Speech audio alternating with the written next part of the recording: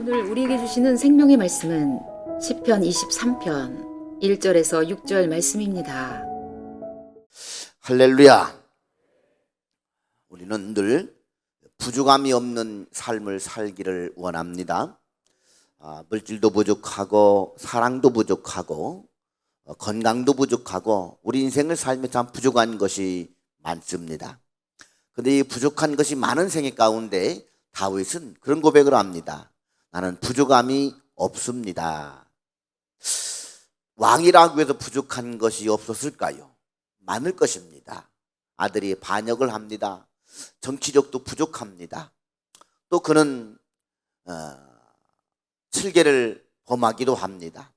죄에 약하기도 했고 부족했습니다. 노년이 돼서도 결국은 또 죽음을 맞이해야 되지요.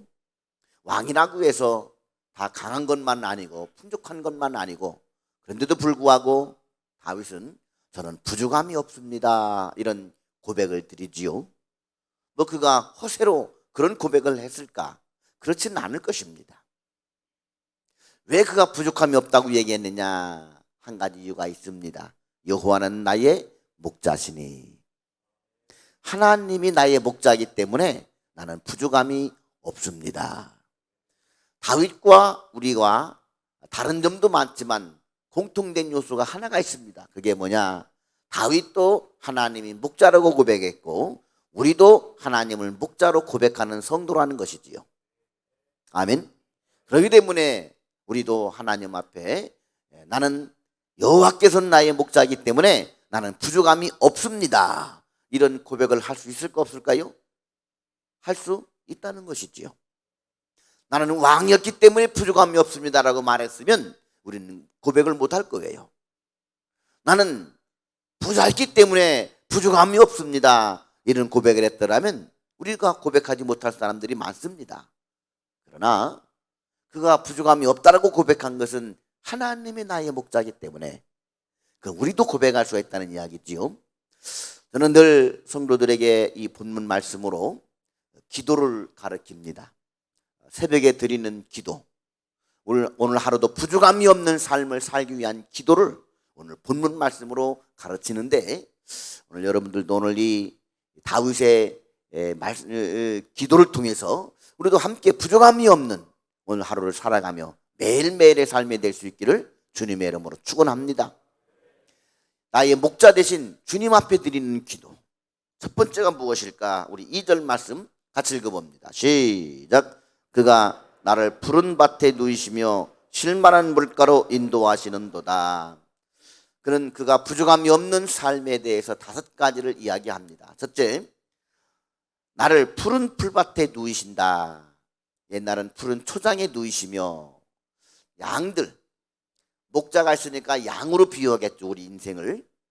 양들에게 있어서의 먹을거리는 푸른 초장입니다. 풀밭입니다.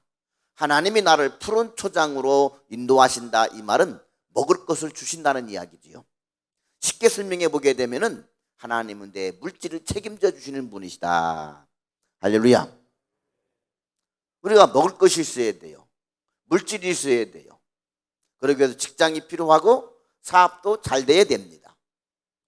첫 번째 기도가 하나님 내게 물질적으로 부족함이 없게 하여 주옵소서. 하나님 나의 목자가 되어 주시니 양들을 먹을 것을 책임지는 분은 목자가 아니십니까? 오늘도 나를 푸른 풀밭으로 인도하여 주옵소서. 우리 자녀가 대학을 졸업하는데 푸른 풀밭, 좋은 직장으로 인도해 주시고, 그리고 우리 남편이 사업을 하는데 푸른 풀밭으로 인도해 주셔서 거래처가 망하지 않게 해주시사 날마다 거래처도 잘 되고 수금도 잘 되고, 아멘. 안 넣은 거 보니까 잘 되고, 아멘. 이런 것들이 푸른 풀밭 아니겠습니까? 할렐루야.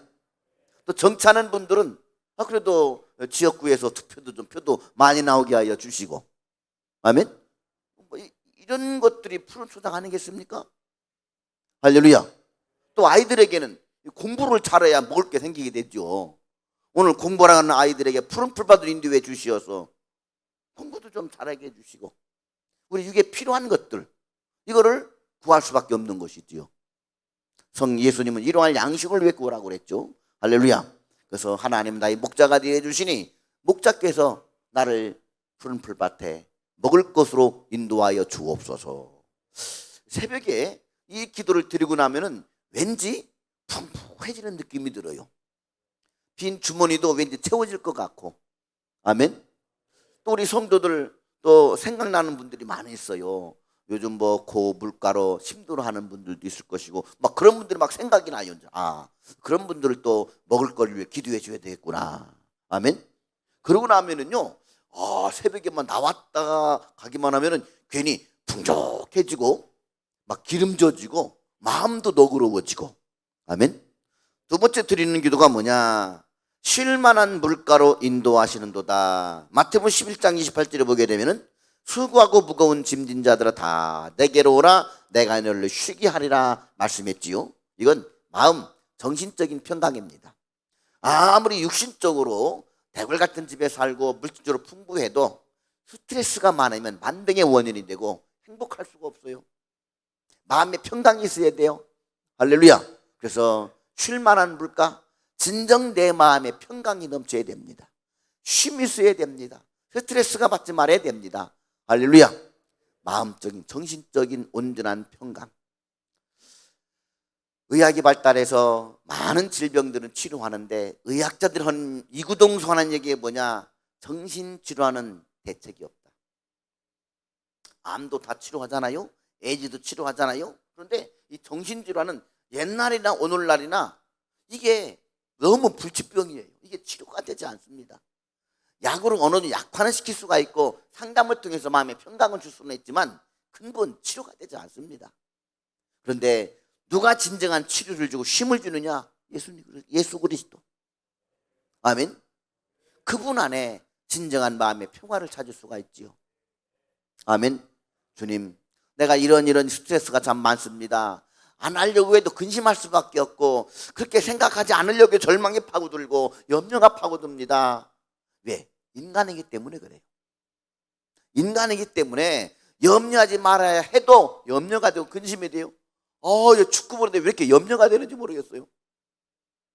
염려가 또 현실로 이루어지니까 또 절망이 돼요 또. 이게 사람이기 때문에 그렇습니다. 따라합시다. 인간다워야 된다. 괜히 인간이 신처럼 되려고 하면 안 됩니다.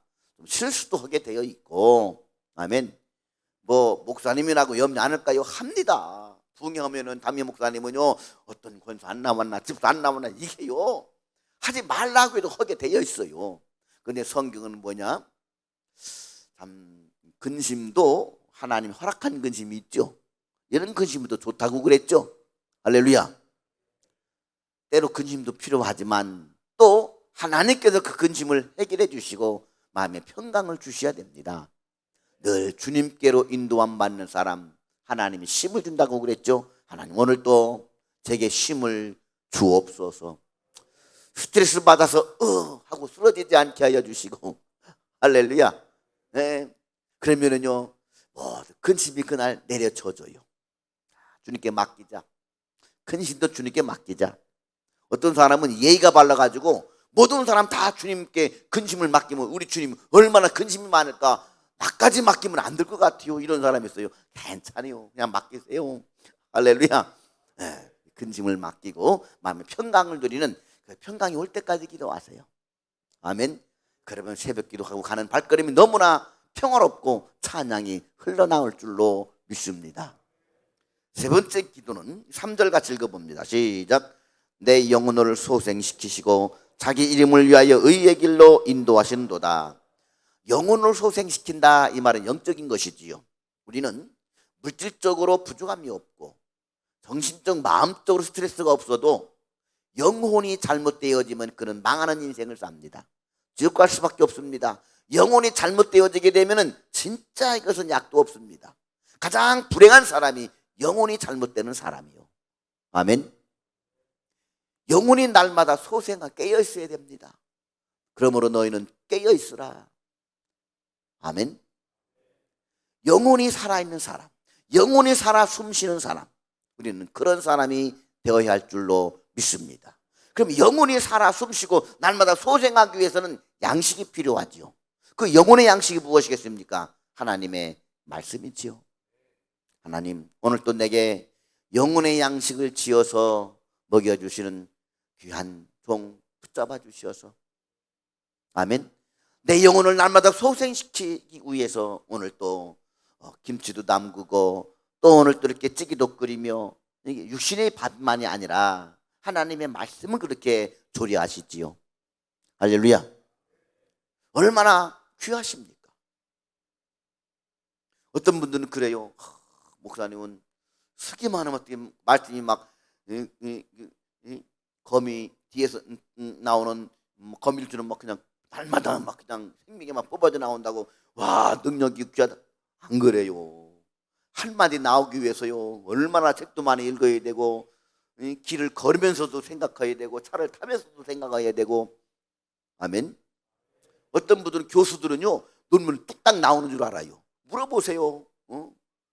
내가 다른 거 할 재주 있으면 나 교수 앉겠다 그럽니다. 이게 힘든 겁니다. 힘든 거예요. 아멘. 더군다나 거기에 독초가 낄까 봐. 또 참 보면은 성도들의 성향도 다 다르잖아요. 내성적인 사람, 외성적인 사람, 여당편, 야당편, 지역 색깔 다 있고, 자라는 환경이 다르고, 그 모든 어린아이부터 노인에 이르기까지 모든 성향을 다 아우러서 그들을 위로하고 그들에게 소망을 주고 하나님의 말씀을 전달해 주기 위해서요, 정말 이것은 그 긴장감이 마치 큰 힘이 찍어 누르는 것 같은 그런 긴장감에 늘 삽니다. 때로는 칼날 위를 걷는 듯한 그런 기분이 들 때가 있습니다. 저도 한 교회에서 25년 동안을 개척하고 사역하다 보니까 말씀이 동이 나요. 동이. 말씀이 동이 나가지고, 요즘은 또 다 오픈되잖아요. 다 오픈돼가지고 인터넷만 열으면 저거 목사님 언제 설교했다 다 나옵니다. 재탕도 할 수도 없고, 또 남의 설교 베낄 수도 없고, 이 스트레스가요 얼마나 다가오는지 모릅니다. 그래서 제가 그랬어요. 성도님들, 더 이상 제가 여러분에게 드릴 말씀이 없는 것 같아가지고 은퇴하든지 아니면 다른 교회로 내가 가든지 해야 될 것 같은데, 솔직히 고백했어요. 솔직히 새벽에 6타임, 수요 예배, 금요 철야, 주일 1, 2, 3, 또 돌 예배 가야 되지, 먼 예배 가야 되지, 이게 너무나 설교에 막 치는 거예요. 저는 그래도 설교에는 자신 있다고 생각했어요. 야, 이거 일평생을 66건 설교해도 이거 끝이 없겠다 그랬는데, 어느새 다 새벽 예배 이미 다 66건 다 설교하고 났어 벌써. 이거 어떻게 또 설교할까 막막하더라고요. 지금 책을 읽자니 눈이 침침하고, 1시간만 책을 받으면 어깨가 뻐근하고 눈이 막 침침해가지고 들어주도 뭐 뒤통수가 땡기는 것 같고, 나이는 먹으니까 이렇게 되고 열정도 떨어지고. 솔직히 고백했어요. 성도들이 재탕해도 괜찮으니까요 그냥 있으세요. 허락을 받고 지금 가끔 재탕도 합니다. 그때 또 약도 2번 재탕하고 하면 더 진국이 나온다고 더 좋대. 목사님 설교는 끓이면 끓일수록 진해지는 곰탕처럼 더 좋대. 구수하고 얼마나 위로가 되는지요. 할렐루야. 이런 그런 말이 막 이제 위로가 돼. 그런 말이. 그런 말이. 또 나갈 때 목사님 오늘은 너무 재기하는 말씀인 것 같아가지고 깨달음도 되고 막 기쁨이 되고 막 회개도 되고, 너무 그 말 들으면 갑자기 기운이 나가지고 또 설교할까? 내일 매일 주일이면 좋겠다 막 이런 생각이 들고요. 저도 마치 어린아이처럼 되져요. 근데 한 번은 어떤 분 나가면 그러더라고요. 목사님 재탕인데요, 또 어떤 분이에요. 오늘 죽이 그래도 괜찮았어 이래요. 죽그랬다는 얘기지. 오늘 제대로 밥을 못하고. 근데 그래서 그랬습니다. 얼마나 영혼이 편찮으시면 제가 죽을 끓였을까요? 하여튼 참 똑같은 말이라도 격려가 되고 위로가 되고 소망이 돼야 되는 말을 해야 되는데, 나도 재탕한 줄 알고 나도 오늘 죽 끓인 줄 알아.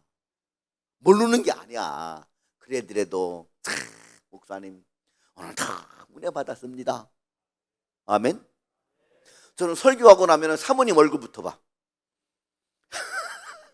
사모님이 당당회장이야. 그래가지고 다른 분들은 말 못해도 사모는 꼭 말을 해. 목사님, 오늘은 표정이 너무 굳으셨어요. 막 항상 캐치해 주니까 설교가 나면 사모님 얼굴부터 봐. 오늘은 내가 잘하는 설교인가. 그래서 여러분, 생명의 말씀을 우리들에게 참 끓여주시고 삶아주시고 요리해주시려고 애쓰시는 그 목사님이 건강하고, 아멘, 그 목사님 말씀을 잘 전해주어야 오늘 내 영혼이 소생하잖아요. 아멘. 누구 영혼을 위해서? 바로 그래요. 내 영혼을 위해서. 내 영혼이 소생해야, 내가 하나님 관계가 바로 되어야, 아멘, 영적인 삶이 바로 잡혀야 마음의 평강도 오고, 마음의 평강이 와야 물질이 와도 그 물질을 다스리며, 아멘, 온전히 하나님 앞에 인정받는 축복을 받을 수가 있는 것이지요. 아멘. 세 번째 기도는 뭐다? 내 영혼의 소생. 아멘. 그러기 위해서 목사님을 위해 기도하고, 또 여러분 소그룹장들을 위해 기도하고, 아멘, 교사들을 위해 기도하고, 늘 이렇게 영혼의 양식을 위해 기도할 수 있는 여러분 되기를 주의 이름으로 축원합니다. 네 번째죠. 우리 4절 읽어봅니다. 시작. 내가 사망의 음침한 골짜기로 다닐지라도 해를 두려워하지 않을 것은 주께서 나와 함께 하심이라. 주의 지팡이와 막대기가 나를 안위 하시나이다. 세상을 사망의 음침한 골짜기로 비유하고 있습니다. 우리가 사는 세상은 늘 위험이 도사리고 있죠. 질병, 교통사고, 천재지변, 또 이태원 사고 같은 예측할 수 없는 불의의 사고, 또 여자들 같은 경우는 밤거리에 여러 치안들, 또 도둑질, 이런 또 사기당하고, 이런 수많은 위험이 마치 지뢰처럼 우리 앞길에 놓여 있습니다. 잘못 한 번 발만 디디기만 해도 지뢰가 펑 터지게 되죠. 배도 함부로 마음 놓고 탈 수가 없죠. 여객기도 마음 놓고 탈 수가 없죠.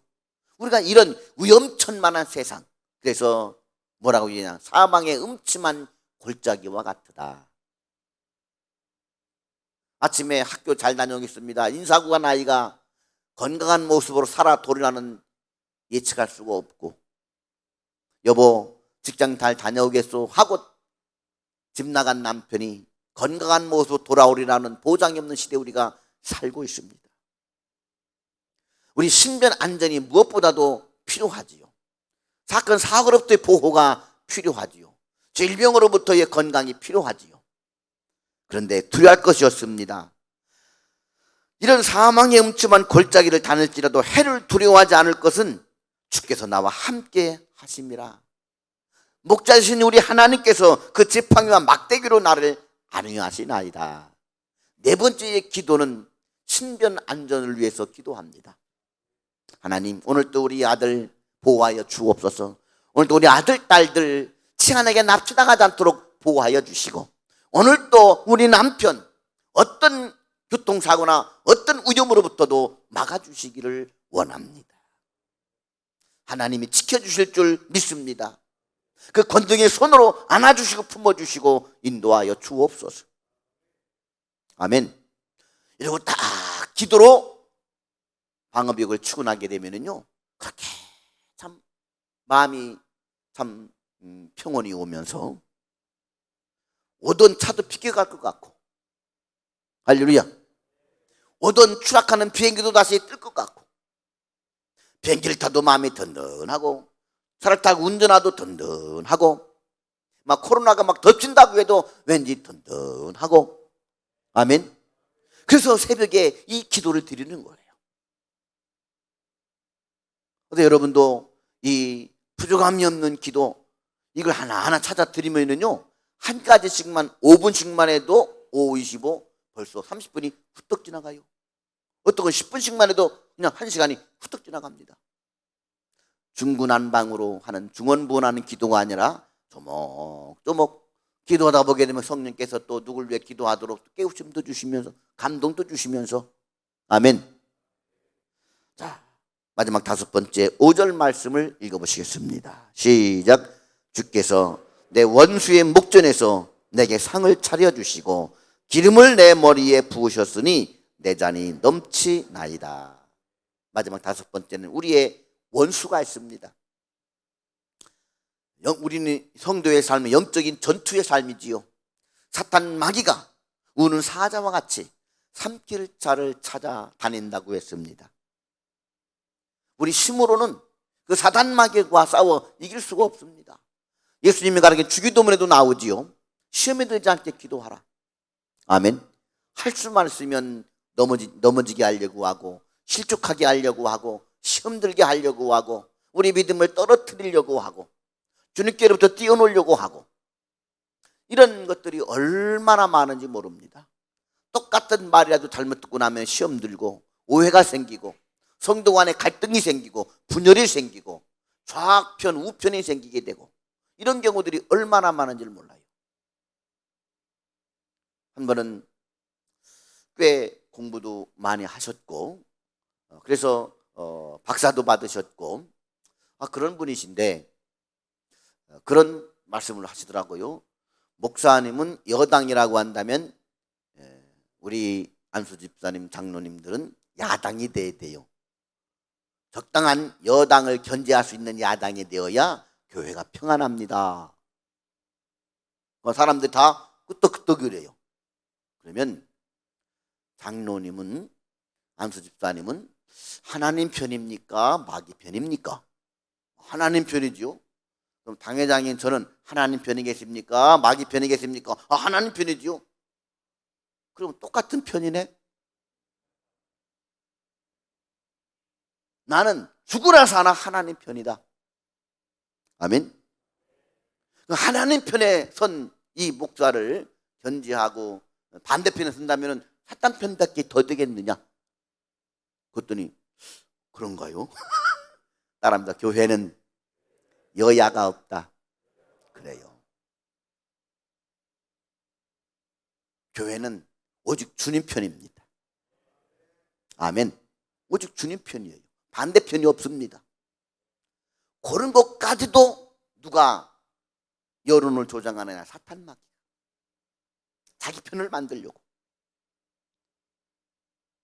또 구역에서는 구역장이 여당이면 부구역장은 야당입니다.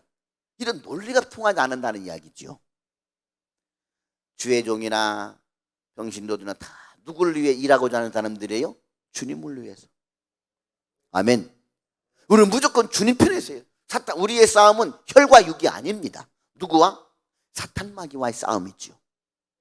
이 사탄 마귀와 싸움을 우리는 이겨야 됩니다. 오늘 우리의 대화 중에서 누가 하는 말이 사탄의 속삭임인가도 분별해낼 줄 알아야 됩니다. 어느 날 예수님께서 십자가에 죽으시다고 그러니까 베드로가 벌떡 일어나가지고 그럴 수가 없나이다. 예수님 말씀하신 사탄아 내 뒤로 물러가라. 언제 내가 하는 말을 사탄에게 이용당할 수도 있습니다. 그런 거 분별할 수 있어야 되고 아멘. 속지 말아야 되고 넘어지지 말아야 되죠. 할렐루야.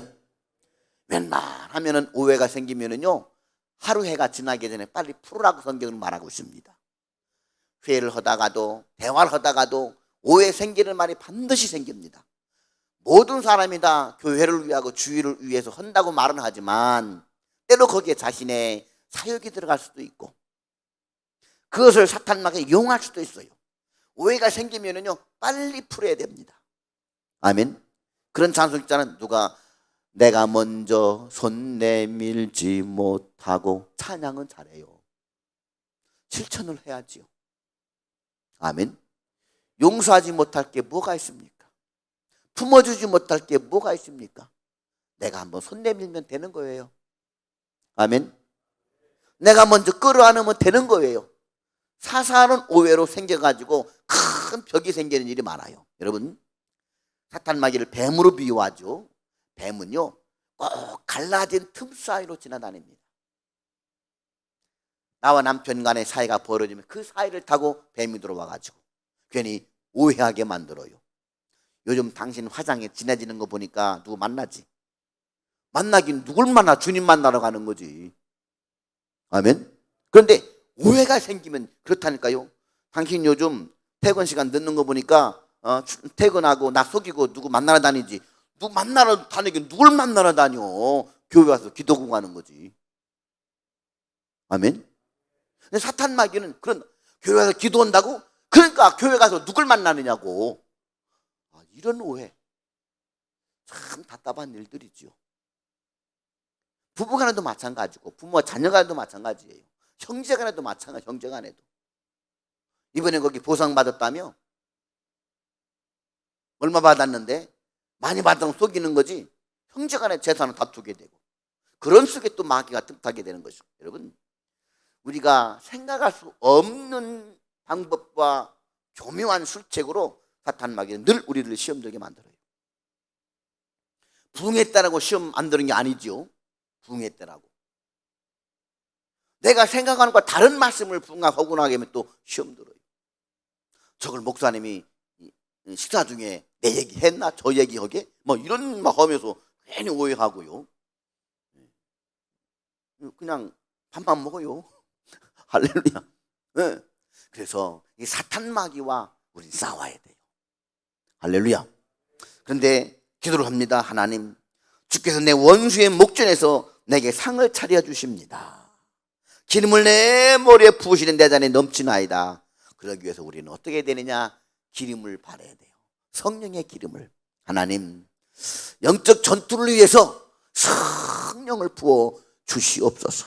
성령의 기름을 부어 주시옵소서. 할렐루야. 성령 충만을 위해 기도해야 돼요. 성령 충만을 위해서. 아멘. 그러면 그 새벽에 막 주님께서 막 부어주십니다. 영이 충만해집니다.